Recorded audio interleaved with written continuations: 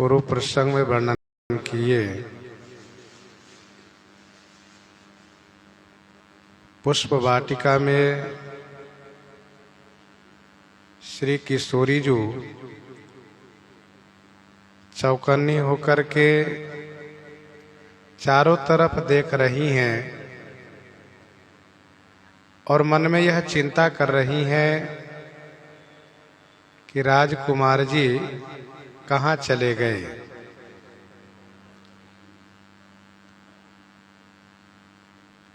श्री किशोरी जी जो चारों तरफ देख रही हैं, गोस्वामी जी महाराज उनकी इस अवलोकनी की शोभा को वर्णन कर रहे हैं कि बाल मृग नयनी श्री किशोरी जी जिधर देखती हैं मानो उधर ही सफेद कमल की पंक्ति की वर्षा हो रही हो।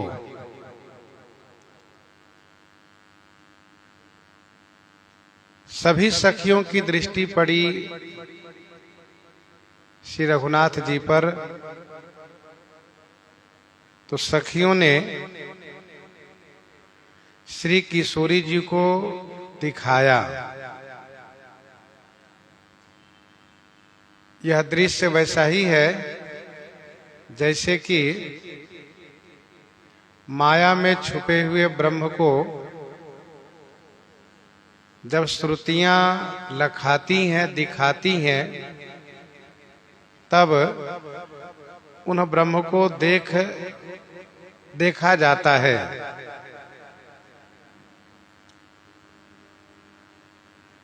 श्री किशोरी जी ने जब दर्शन किया है तो उनको इतनी प्रसन्नता हुई है कि मानो अपनी निधि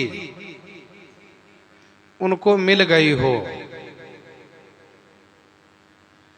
श्री रघुनाथ जी के दर्शन करने से उनका नेत्र एकटक हो गया, पलक भी गिरना बंद हो गया। अत्यधिक स्नेह के कारण शरीर की सुधि भूल गई। तो गोस्वामी जी ने कहा कि मानो चकोरी शरद पूर्णिमा को अवलोकन कर रही हो।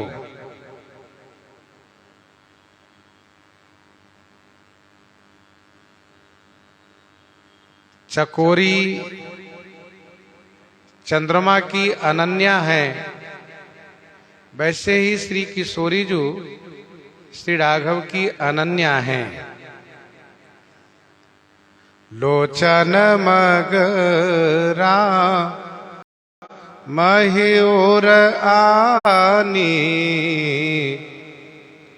दिन्हे पलक कपाट सयानी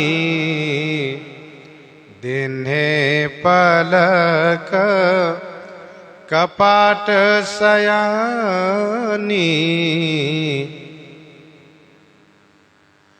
लोचन मग राम ही उर आनी दिन्हे पलक कपाट सयानी। लोचन मग माने नेत्र मार्ग से राम ही श्री राम जी को हृदय में ला करके सयानी श्री किशोरी जी पलक कपाट दिन्हे। पलक रूपी कपाट माने किवाड़ को बंद कर दिए।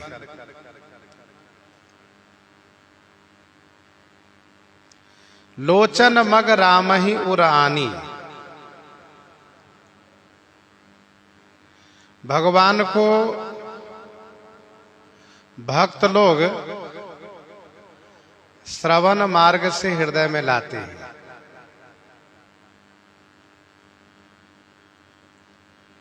कोई मन मार्ग से लाते हैं, परंतु श्री किशोरी जी नेत्र मार्ग से हृदय में लाई है।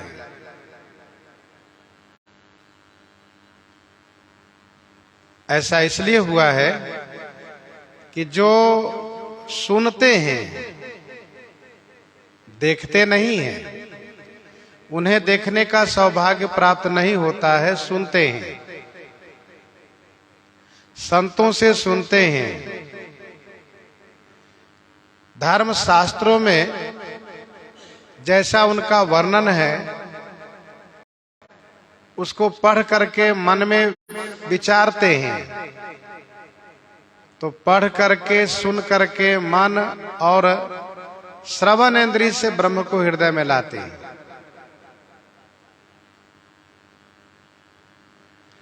जब देखा ही नहीं तो सुनकर के ले आते हैं, और सुनकर भी भक्त अपने हृदय में ले आते हैं, भगवान उनके हृदय में आ जाते हैं।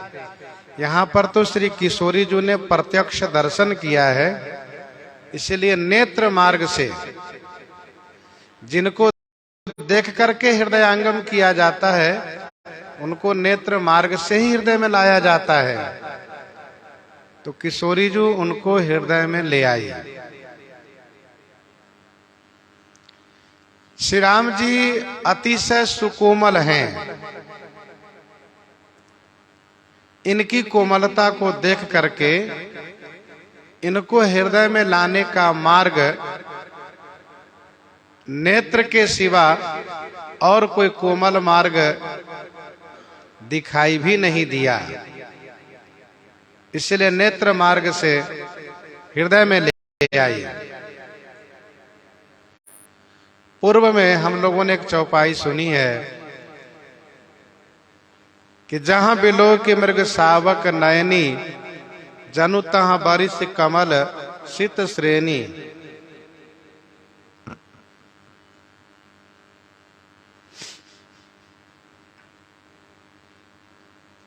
श्री किशोरी जी जहां देखती हैं वहां मानो सफेद कमल फूल की पंक्तियां बरस रही है। इसका अभिप्राय यह है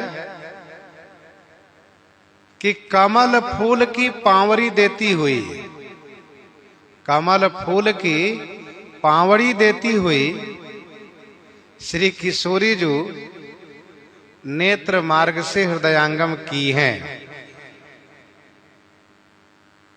क्योंकि श्री राम जी बड़े सुकोमल हैं। कहां श्यामल मृदुगात किशोरा, दीन्हे पलक कपाट सयानी। सयानी कहने का भाव यह है कि लोगों को यह न पता चले कि श्री सीता जी राजकुमार जी को देख रही हैं, इसलिए तुरंत नेत्र मार्ग से हृदय में ला करके नेत्र बंद कर लिए। इसका दूसरा भाव यह भी है कि सखियों को भी पता न चले कि मेरा प्रेम इनके प्रति कितना बढ़ा हुआ है, इसीलिए पलकें बंद कर दिए। दिन है पलक कपाट सयानी। तीसरा भाव यह है कि जिनके दर्शन के लिए मेरा नेत्र इतना व्याकुल था, मैं छटपटा रही थी, मेरा हृदय व्याकुल था, अभी कुछ ही क्षणों के बाद मुझे भी जाना पड़ेगा और राजकुमार जी भी चले जाएंगे, तो फिर मैं जीवित कैसे रहूंगी। इसीलिए कि अभी मौका है, इनको देख करके अपने हृदय में इनको स्थापित कर लूं। यदि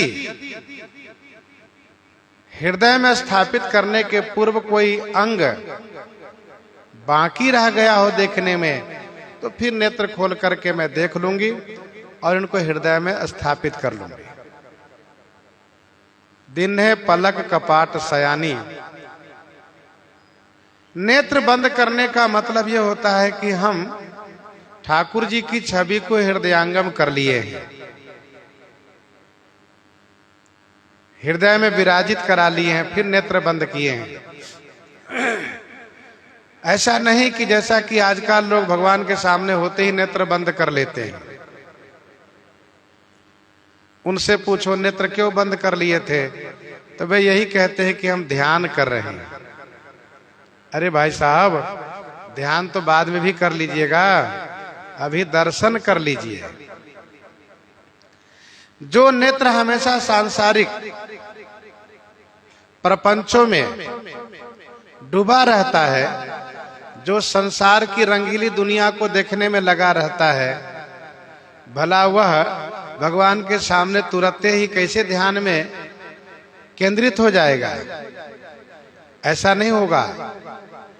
यह तो उनके लिए है जो उच्च कोटि के साधक हैं, जिन्होंने एक बार देखा तुरंत हृदय में धारण कर लिया, फिर नेत्र खोल करके देख लिया कि अमुक अंग बाकी रह गए, उसको फिर से देख लिया।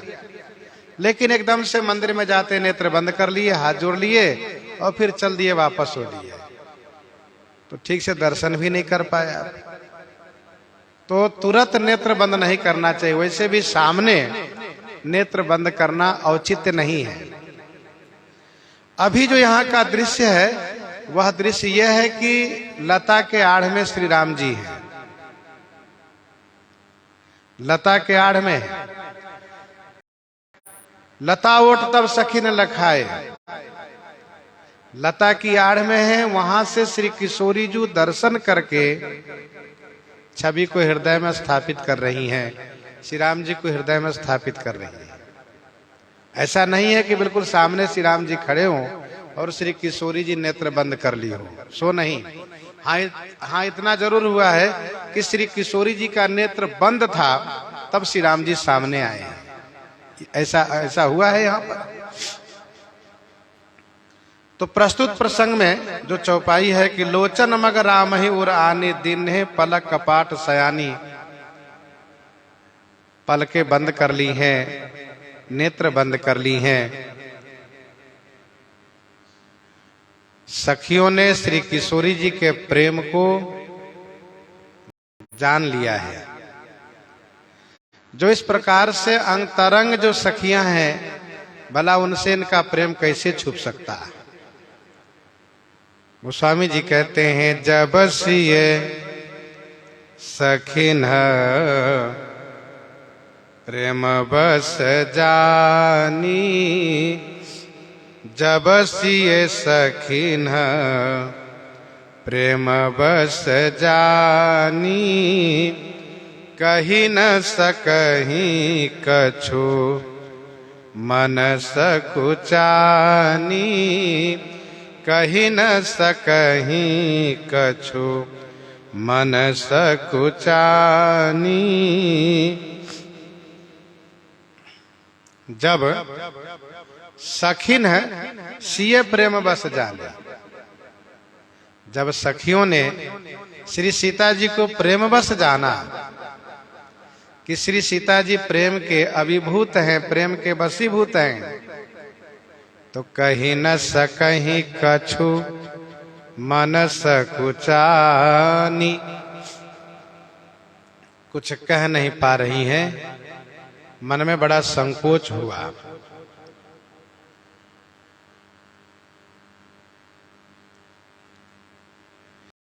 जब से सखिन प्रेम बस जानी, सखियों ने श्री सीता जी को जब प्रेम के बस जाना कि श्री सीता जी जो नेत्र बंद कर ली हैं, यह इनकी प्रेम दशा है, तो कुछ कह नहीं पा रही हैं, मन में बड़ा संकोच है।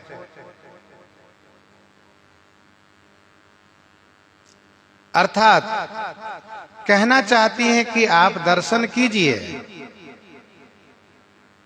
लेकिन ऐसा कह नहीं पा रही हैं। क्यों? इसलिए कि शास्त्र कहता है कि कोई यदि ध्यान में हो तो उनका ध्यान भंग नहीं करना चाहिए। यदि कोई अपने इष्ट के ध्यान में हो तो उनके ध्यान को भंग नहीं करना चाहिए। इसीलिए संकोच लग रहा है।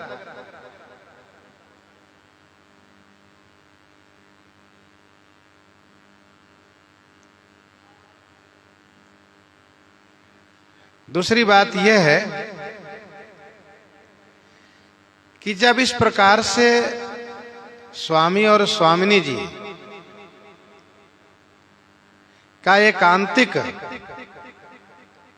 निवास हो तो वहां पर विघ्न नहीं करना चाहिए। इसीलिए सखियों को संकोच है कि मैं क्या कहूं।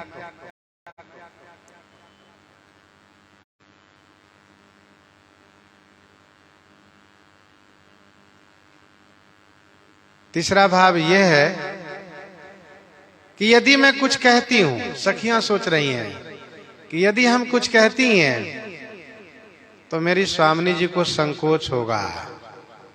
जैसा कि आगे एक ने बहुत हिम्मत करके कहा, बहुरी गौरी कर ध्यान करे हूं, बहुरी गौरी कर ध्यान करे हूं, भूप किशोर देखी किन लेहू। तो किशोरी जी को संकोच हुआ है, सकुच सिए तब नयन उघारी, सकुच सिए तब नयन उघारे, सनमुख दो रघुसंग निहारे। संकोच हुआ है। तो मेरी स्वामिनी को कोई संकोच न हो, इस बात को लेकर भी संकोच है, तथा इस बात को लेकर भी संकोच है कि अब हमें क्या करना चाहिए। गोस्वामी जी कहते हैं किशोरी जो प्रेम के वशीभूत हैं, श्री राघव को नेत्र मार्ग से हृदय में ला करके पलक बंद कर ली हैं, मानो श्री राम जी को हृदय में कैद कर ली हैं। इसी बीच लता भवनते प्रगट भये, तेहि अवसर दो भाई, निकसे जनु जुग विमल विधु, जलद पटल बिलगाई, लता भवन ते प्रगट भये। तेही अवसर, उसी समय में दोनों भाई श्री राम जी श्री लक्ष्मण जी लता भवन ते प्रगट भये, लता कुंज से प्रकट हो गए। गोस्वामी जी कहते हैं जनु जुग विमल विधु, जुग माने दो, विमल माने निर्मल स्वच्छ, विधु माने चंद्रमा, जलद पटल बिलगाई निकसे, जलद पटल बिलगाई अर्थात मेघ समूह को, बिलगाई माने अलग करके, निकसे माने प्रकट हुए हैं। निकसे जनु जुग विमल विधु, जलद पटल बिलगाई, लता भवन ते प्रगट भये। श्री राम जी लता के आड़ में छुपे हुए थे, अब लता भवन से प्रकट हुए।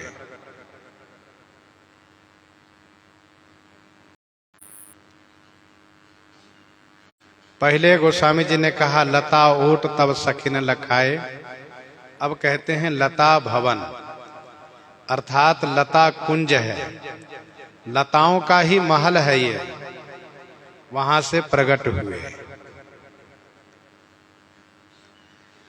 रास्ता घूम करके था, लेकिन श्री किशोरी जी के अतिशय प्रेम को देखते हुए श्री राम जी लता कुंज को विदीर्ण करके, लता कुंज को चीर करके प्रकट हो गए।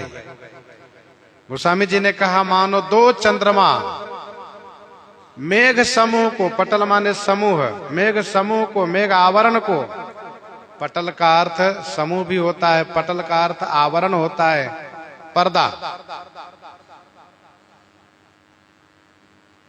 सुने मृदु बचन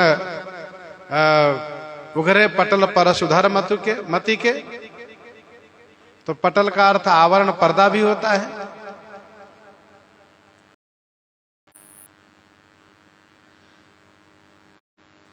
उसको बिलगाई माने अलग करके, विदृण करके दो चंद्रमा प्रकट हुए हो।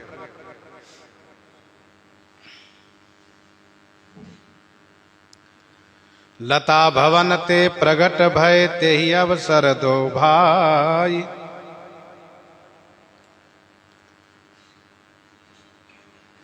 जो दो चंद्रमा कहने का भाव यह है कि मिथिला जी में जो ताप है, धनुष भंग न होने का जो ताप है, उस ताप को हरण करने के लिए प्रकट हुए।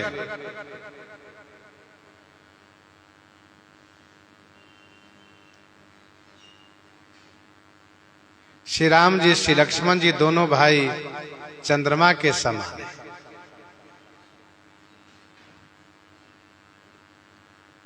इस बाग में 3-3 चंद्रमा है। सिय मुख शशि भय नयन चकोरा, किशोरी जी का मुखमंडल भी चंद्रमा, श्री राम जी भी चंद्रमा, श्री लक्ष्मण जी भी चंद्रमा।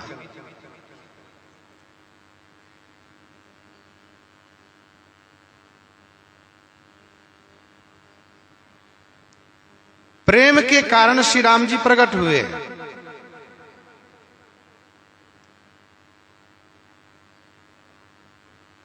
अर्थात लता कुंज को विदीर्ण करके प्रकट होना ये प्रेम का कारण है, प्रेम माध्यम है।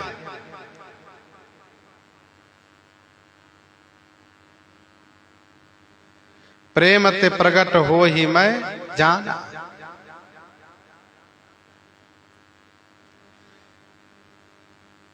नेम प्रेम शंकर कर देखा, अविचल हृदय भगति के रेखा, तो प्रगटे राम कृतज्ञ कृपाला। प्रगटे राम कृतज्ञ कृपाला, प्रेम के कारण। अग जग मैं सब रहित विरागी, प्रेम ते प्रभु प्रगटई जिमी आगी। हरि व्यापक सर्वत्र समाना, प्रेम ते प्रगट हो ही मैं जाना। तो प्रेम के कारण भगवान प्रकट होते हैं। अतिशय प्रीति देखी रघुवीरा, प्रगटे हृदय हरण भव भीरा। भक्तमाल जी के 380 कवित्व में पढ़ना चाहिए। श्री मधु गोसाई जी महाराज का मंगलमय चरित। श्री मधु गोसाई के प्रेम की अधिकता के कारण ठाकुर जी प्रकट हो गए।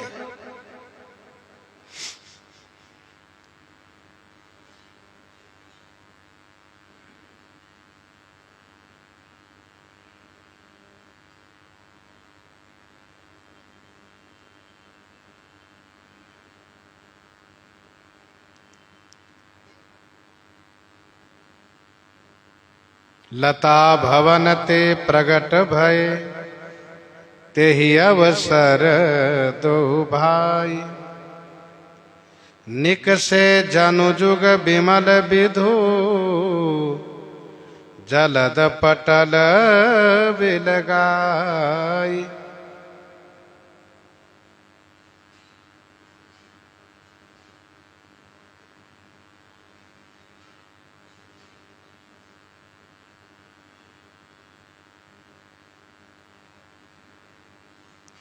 श्री राम जी लता के आड़ में थे, प्रकट होना चाह रहे थे, लेकिन बाण की वर्षा हो रही थी, इसीलिए लता के आड़ में छुपे हुए थे।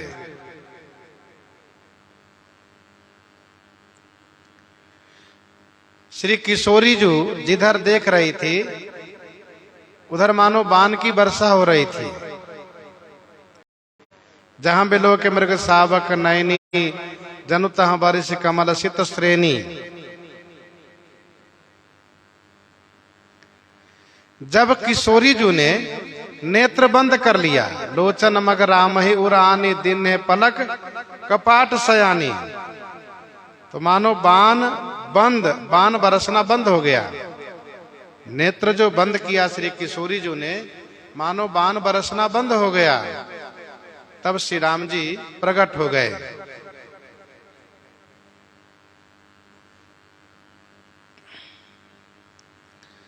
श्री किशोरी जी के नेत्र द्वारा अवलोकनी को बाण बरसन के संदर्भ में जानकी मंगल में गोस्वामी जी ने लिखा है, देह जही दिशि राजकुमारी सुभाए निहारई, नील कमल सर श्रेणी मयन जनु डारई।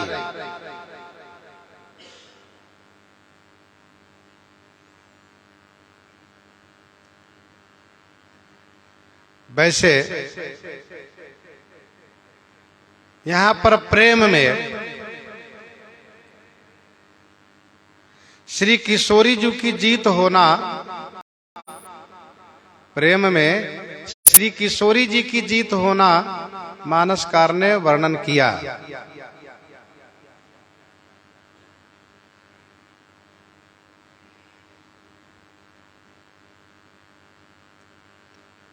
अब जीत जब शब्द का प्रयोग किया जाता है तो प्रेम में युद्ध की बात भी कही जाती है।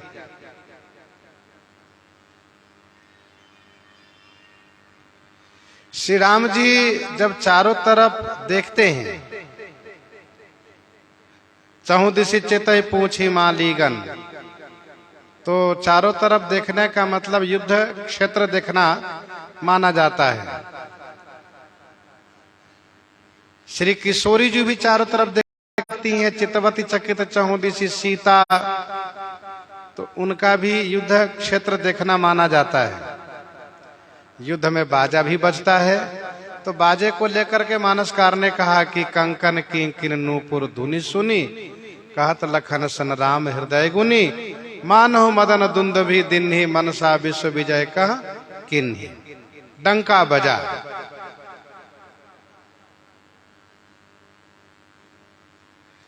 युद्ध में बाण भी बरसता है, तो बाण बरसन को लेकर कहा कि जहां बिलो के मृग सावक नैनी जनु तहां बरस कमल चित श्रेणी। अच्छा, कमल फूल जो है काम के बाण ही है।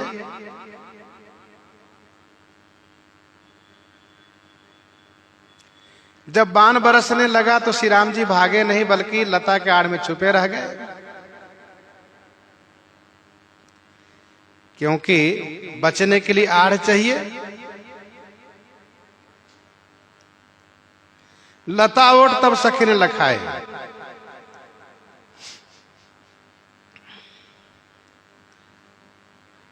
फिर ये पता किया गया इस प्रेम के युद्ध में कि गए कहां।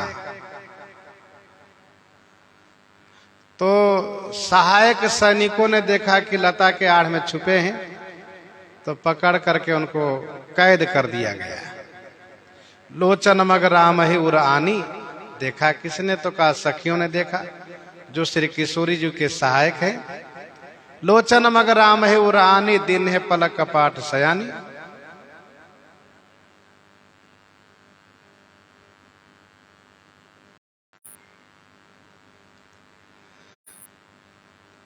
इस प्रकार से प्रस्तुत किया गया।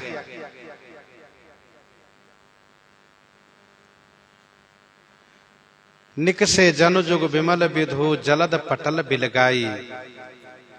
अब श्री राम जी सामने प्रकट हुए हैं। श्री किशोरी जी का नेत्र बंद है। सखी स्पष्ट रूप में कह नहीं पा रही हैं कि आप नेत्र खोल करके दर्शन कीजिए। तो श्री राम जी की छवि वर्णन करती है, शोभा वर्णन करती हैं, जिसे सुन करके हमारी स्वामी श्री किशोरी जी नेत्र खोल करके दर्शन कर सके। कहती हैं, शोभा शिव सुभग दो बीरा, शोभा शिव सुभग दो बीरा नील पीत जल जाभ शरीरा नील पीत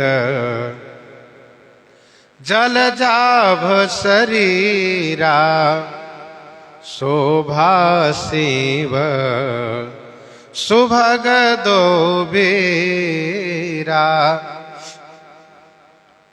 शोभा शिव सुभग दो बीरा नील पीत जल जाभ शरीरा। शोभा की सीमा है। सुभग माने सुंदर है। दो बीरा माने दोनों भाई। दोनों भाई शोभा की सीमा है। सुभग माने सुंदर हैं। नील पीत जल जाभ शरीरा। नील माने श्याम और पीत माने पीला। जल जाभ माने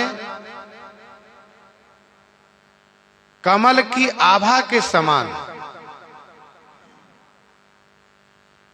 शरीरा माने शरीर है।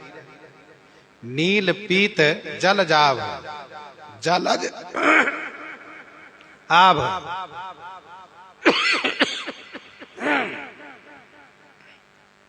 अर्थात नीले पीले कमल की आभा के समान। आभा माने कांति के समान शरीर है।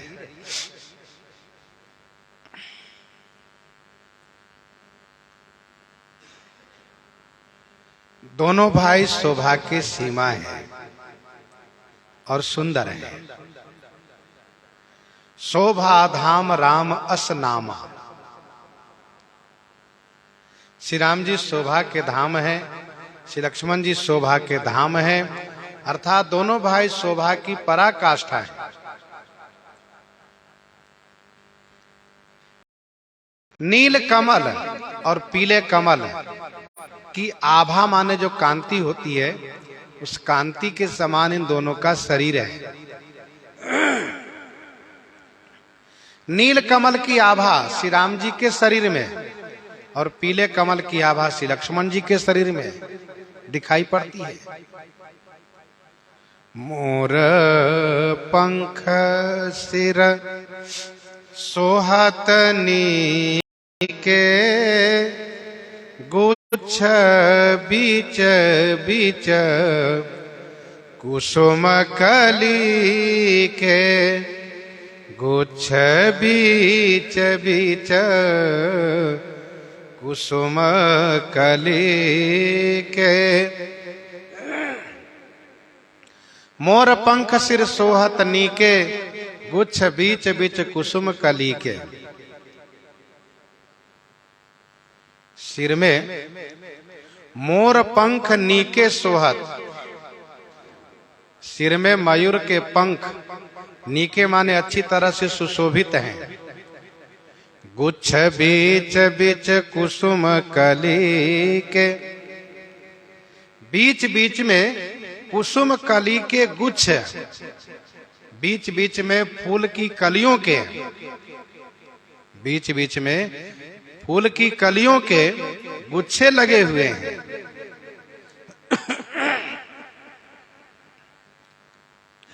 श्री राम जी के सिर पर मोर पंख है।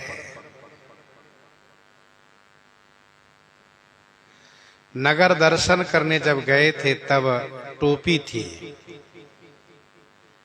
रुचिर चौतनी सुभग सिरा मेचक कुंचित केश। रंग भूमि में आए तब भी टोपी ही है। पीत चौतनी सिरन ही सुहाई। कुसुम कली बीच बीच बनाई। यहाँ पर मयूर पंख है सिर पर। ऐसा समझना चाहिए कि मोर पंख की ही टोपी है।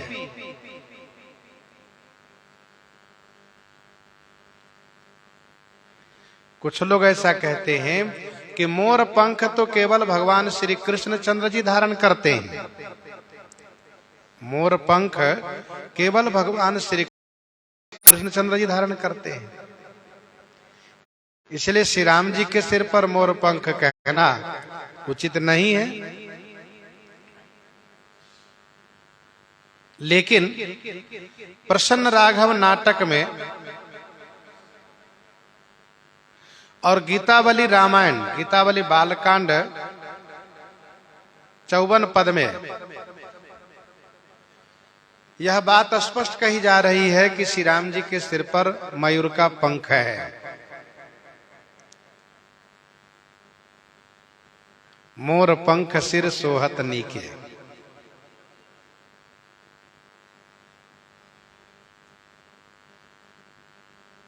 नगर दर्शन में लाल रंग की टोपी थी, रंगभूमि में पीले रंग की टोपी रहेगी। यहां पर जो मयूर पंख की बात कही जा रही है, इसका मतलब हरे रंग की टोपी है। बीच बीच में फूल की कलियां लगाई गई हैं, फूल की कलियों के गुच्छे लगाए गए हैं, जिससे अद्भुत शोभा हो रही है। और भाल तिलक श्रम बिंदु सुहाए,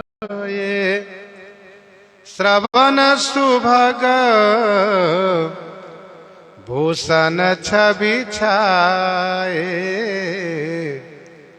भाल तिलक श्रम बिंदु सुहाए, श्रवण सुभग भूषण छवि छाए। भाल तिलक श्रम बिंदु सुहाए।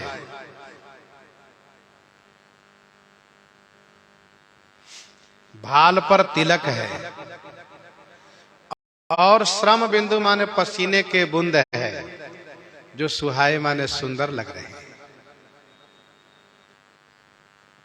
भाल तिलक श्रम बिंदु सुहाए, श्रवण सुभग भूषण छवि छाए। श्रवण सुभग, श्रवण माने कानों में, सुभग माने सुंदर आभूषण है। कान में कुंडल है, जिस कुंडल में छवि छाए, छवि माने सुंदरता छाई हुई है। भाल में तिलक है, पसीने के बूंद हैं, जो सुहाए माने बड़े सुंदर लग रहे हैं। भाल तिलक श्रम बिंदु सुहाए। श्री राम जी के बाल में पसीने के बूंद हैं और पसीने के बूंद मानो मोती के जैसे चमक रहे हैं।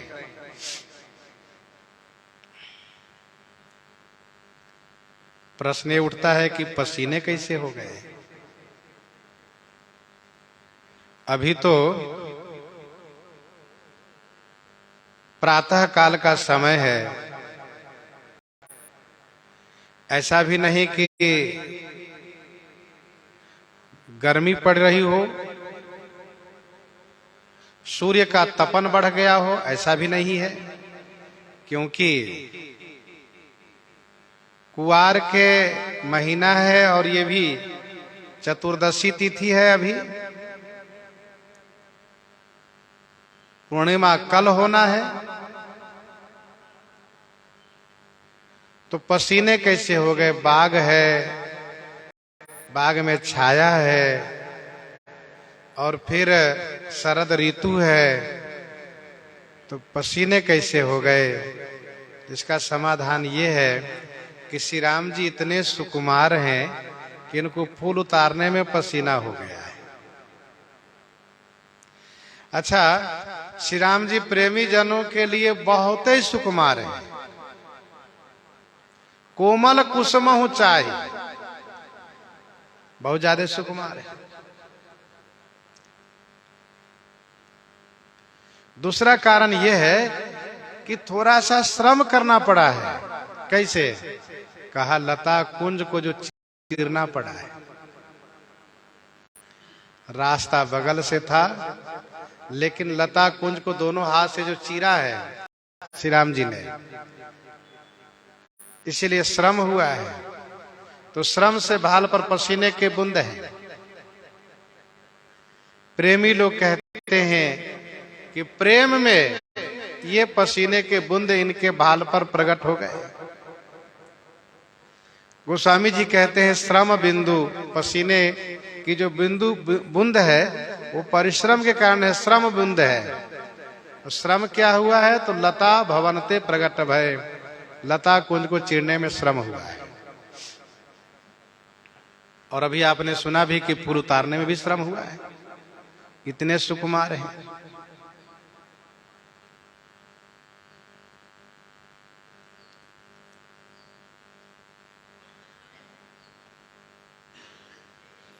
भाल तिलक श्रम बिंदु सुहाए, भाल में तिलक है, ऊर्ध्वपुंड तिलक है, और वो भी बाण के जैसा तिलक दिखता है। भौहें धनुहाकार है। आगे आप सुनेंगे आगे की पंक्ति में, तो तिलक बाण के समान है। गीतावली उत्तरकांड 9 पद और 12 पद में गोस्वामी जी ने लिखा, भ्रकुटि भाल विशाल राजत रुचिर कुमकुम रेख, भ्रमर द्वय रवि किरण ले आए कर्ण जनु उन्मेख। भाल विशाल विकट भ्रकुटि बिज तिलक रेख रुचि राजे, मनहु मदन तम तक मरकत धनु जुगल कनक सर साजे। तो जुगल कनक सर साजे, भ्रमर द्वय रवि किरण ले आए, ये कहा गया। गोस्वामी जी 2 तिलक की चर्चा किए हैं, जो दोनों तिलक है दोनों तरफ के। बीच वाले के संदर्भ में गोस्वामी जी चुप रह जाते हैं, क्योंकि अपने अपने आचार्य की परंपरा में जो बीच में तिलक लगाते हैं वह अपनी भावना से माने। भाल तिलक श्रम बिंदु सुहाए, श्रवण सुभग, कान सुंदर है और उसमें भी कुंडल है जिसमें छवि छाई हुई है। कानन ही कनक फूल छवि देही, कानन ही कनक फूल छवि देही, चितवत चितहि चोरी जनु लेही, चितवत चितहि चोरी जनु लेही। और आगे गोस्वामी जी कहते हैं, बिकट भ्रिकुटि कच घूघर बारे, नव सरोज लोचन रतनारे। बिकट भ्रिकुटि कच घूघर बारे, नव सरोज लोचन रतनारे। बिकट भ्रिकुटि कच घूघर बारे, नव सरोज लोचन रतनारे। भ्रिकुटि बिकट माने टेढ़ी है, और कच माने केस, घूघर बारे माने घुंघराले हैं। नव सरोज लोचन रतनारे, नव माने नए खिले हुए, सरोज माने कमल, लाल कमल के समान लाल नेत्र हैं। रत्नारे माने लाल, रत्नारे माने लाल का अर्थ होता है। तो लाल कमल के समान लाल नेत्र हैं। भौहें टेढ़ी हैं। बरवे रामायण 9 में गोस्वामी जी ने कहा, भाल तिलक सर सोहत भौह कमान, भाल तिलक सर सोहत भौह कमान। दोहावली 187 में गोस्वामी जी ने लिखा, भगवान श्री राम जी एक दिन शीशे में अपना मुख देख रहे थे, तो मन ही मन सोचने लगे कि मेरी भौहें जो टेढ़ी है, इसको देख करके तुलसीदास जैसे भक्त लोग तो डर जाएंगे। कि श्री राम जी गुस्से में हैं, क्योंकि जब लोग गुस्से में होते तब भौहें टेढ़ी होती है, और मेरी भौहें स्वाभाविक रूप से टेढ़ी है।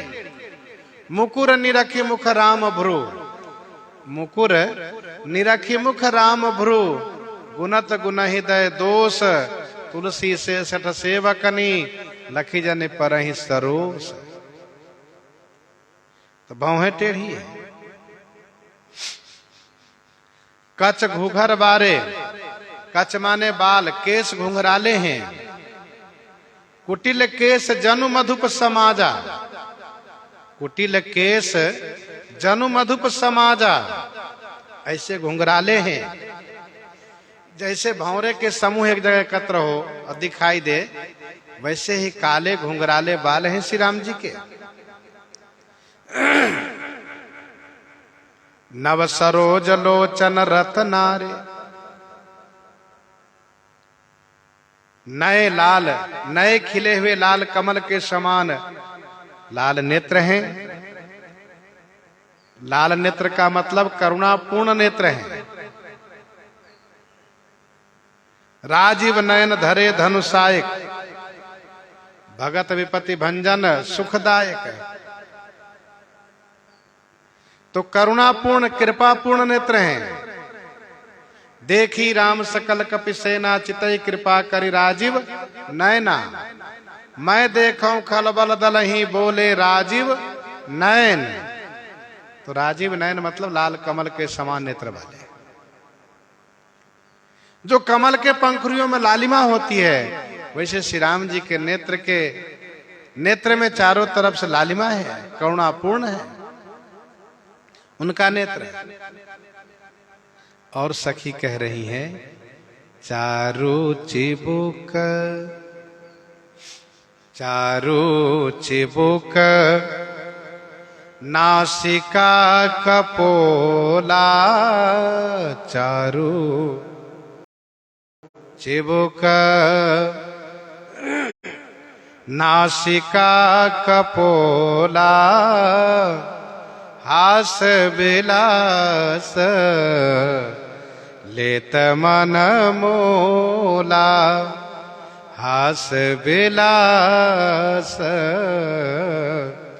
लेत मन मोला, चारू चिबुक नासिका कपोला। चारु चिबुक नासिका कपोला, हास विलास लेत मन मोला। चारु माने सुंदर, चिबुक माने ठोड़ी है। चारु माने सुंदर, चिबुक माने ठोड़ी है। नासिका माने नाक है, कपोल माने गाल है। ठोड़ी, नाक और गाल बड़े सुंदर हैं। अद्भुत ठोड़ी है, अद्भुत नासिका है, बहुत सुंदर कपोल माने गाल है। हास विलास लेत मन मोला। हास का जो विलास है, हास्य की जो विलास माने शोभा है, वह शोभा मन मोला ले, मन को मोल ले रही है, मन को खरीद रही है। हास्य की जो विलास माने शोभा है, वह मन को मोला लेत माने खरीद रही है। चारु चिबुक नासिका कपोला, ये तीनों बड़े सुंदर हैं। ठोड़ी, नासिका और कपोल। श्री राम जी प्रकट हुए हैं तो हंसते हुए प्रकट हुए हैं, हंसते हुए प्रकट हुए हैं, मुस्कुराते हुए प्रकट हुए हैं।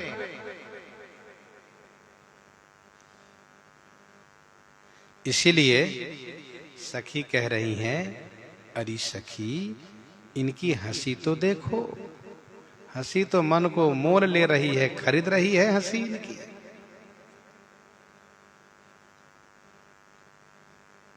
कवितावली अयोध्या कांड 24 पद में गोस्वामी जी ने लिखा, एक सखी कहती हैं, जिन्ह देखे सखी सती भाय होते, जिन्ह देखे सखी सती भाय होते, तुलसी तिन्हते मन फेरी न पाए, तुलसी तिनते मन फेरी न पाए।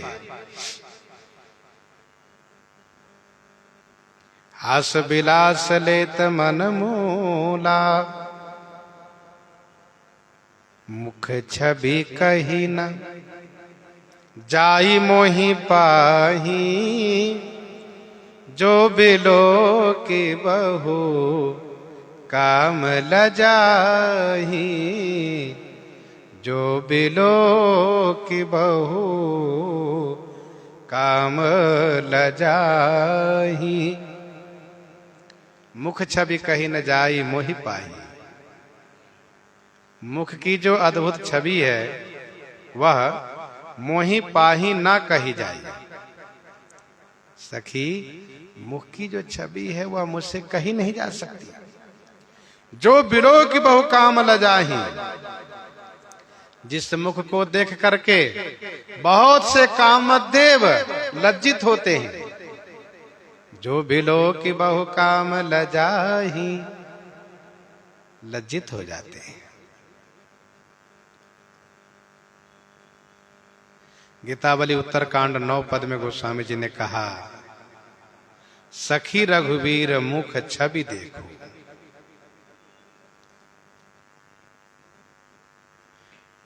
तो श्री राम जी की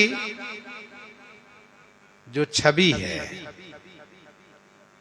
मुख की छवि है, वह मुझसे नहीं कही जा सकती है। उस पर तो कामदेव निछावर है। और कैसे है कहा, उर मणिमाल, उर मणिमाल कंबुकल ग्रीवा, काम कलभ कर भुज बल सीवा। उर मणिमाल कंबुकल ग्रीवा, काम कलभ कर भुज बल सीवा। उर मणिमाल, उर माने हृदय पर, वक्षस्थल पर, छाती पर मणियों की माला है। कांबू माने शंख के समान, कल माने सुंदर त्रिरेखा युक्त, ग्रीवा माने गला है। काम कलभ कर भुज बल सीवा। काम कलभ, काम कलभ माने काम रूपी, कलभ माने हाथी, छोटा हाथी।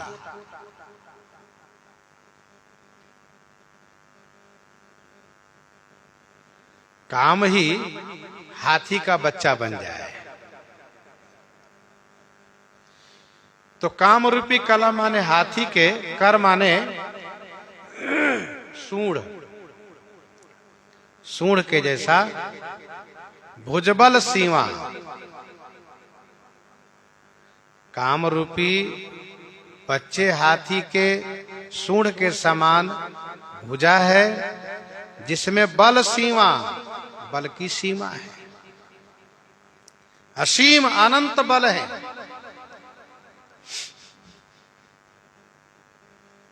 उर मणिमाल, वक्षस्थल पर मणियों की माला है, सुंदर शोभा हो रही है। पूरा अति रुचिर नागमणि माला, और शंख के समान सुंदर त्रिरेखा युक्त गला है। रेखे रुचिर कंबुकल ग्रीवा, जनु त्रिभुवन सुखमा की सीमा। वैसे कामदेव जब हाथी बनेगा तो स्वाभाविक है कि बहुत सुंदर होगा, क्योंकि कामदेव बहुत सुंदर है। कामदेव आवश्यकता पड़ने पर घोड़ा बन सकता है तो हाथी भी बन सकता है। जनुबाजी वेश मनाई, जनुबाजी वेश बनाई, मन सिज राम हित अति सोहई। तो काम ही कलभ माने हाथी बन जाए, छोटा हाथी, और उसकी सूंड के समान श्री राम जी की भुजा है। हाथी के सूंड में विशेष बल होता है। वैसे श्री गोस्वामी जी कहते हैं कि श्री राम जी की भुजा काम कलभ कर भुज है। बल सीमा माने बल की सीमा है।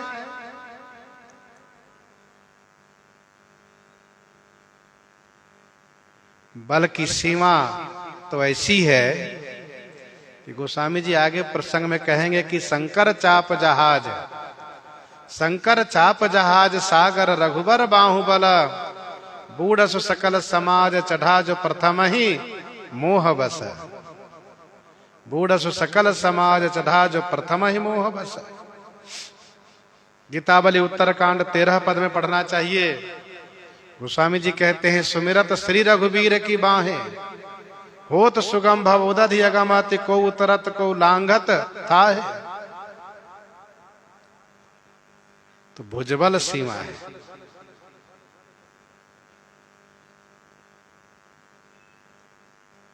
गीतावली बालकांड 24 में भी भुजा के बारे में गोस्वामी जी ने कहा, भुजन भुजंग सरोज नयन,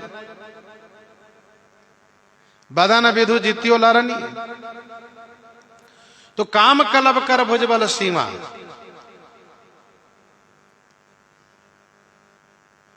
सुंदर भुजा है।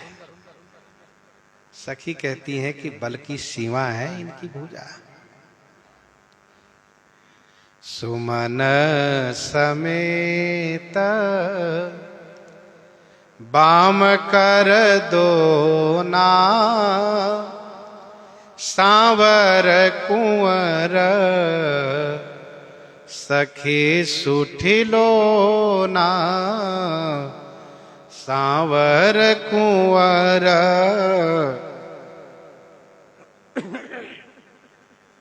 सखे सुठिलोना।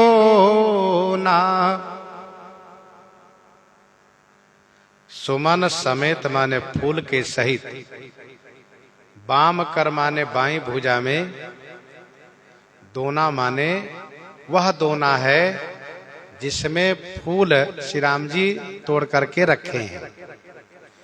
तो बाम कर दोना सुमन समेत, बाई भुजा में दोना है जो सुमन समेत है। दोना मालियों ने बना करके दिया है। श्री राम जी बाम भुजा में दोना लिए हैं, दाहिनी भुजा से अर्थात दाहिने हाथ से फूल तोड़ करके रखे हैं उसमें। तो बाएं हाथ में दोना रखे हैं और दाहिने हाथ से फूल उतारे हैं। अरी सखी, ये जो सांवर कुंवर है ना, सूठी लोना, सूठी लोना माने अतिशय सुंदर है। इन्होंने विशेष रूप से सांवर कुंवर की ओर इशारा करके कहा, सांवर कुंवर सखी सूठी लोना। है तो दोनों भाई सुंदर है, लेकिन श्री राम जी विशेष सुंदर हैं। सांवले सरकार विशेष सुंदर हैं, क्योंकि सांवले जो है और सांवला रंग श्रृंगार रस का है, और श्रृंगार रस नारियों को विशेष प्रिय होता है। इसलिए कहा सांवर कुंवर सखी सुठिलोना, चारु शील रूप गुण धामा, तदपि अधिक सुख सागर रामा, तदपि अधिक सुख सागर रामा। सांवर कुंवर सखी सुठिलोना, बड़े सुंदर है।